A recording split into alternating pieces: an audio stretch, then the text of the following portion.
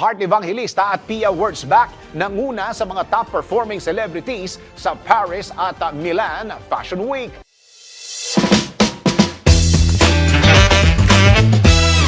Para sa aking balitang showbiz, pinangunahan ni Heart Evangelista at Pia Wurtzbach ang listahan ng mga celebrity na kinilalang top-performing celebrities sa Paris at Milan Fashion Week. Ang naturang listahan ay binase sa Media Impact Value ay inilabas ng Launch Metrics. Sa nasabing listahan, nanguna si Heart bilang top-performing celebrity for 2025 habang pumapangalawa naman dito ang dating Miss Universe na si Pia Wurtzbach. Sa nasabing report pa rin, napag-alaman na nag-generate si Heart ng $8.7 million MIV habang $6.7 million MIV naman si Pia. Dahil sa 1-2 finish ni Heart at Pia, kung kaya't umariba sa international fashion ang mga Pinay, kung saan tinalo ng mga ito ang K-pop superstar na si Karina ng aespa at ang Korean actor na si Bayon Woo-suk at ang Thai superstar na si Kanawo Tripipatanapong. Kung matatandaan, nanguna rin last year si Heart sa ranking sa nakuha nitong $10.6 million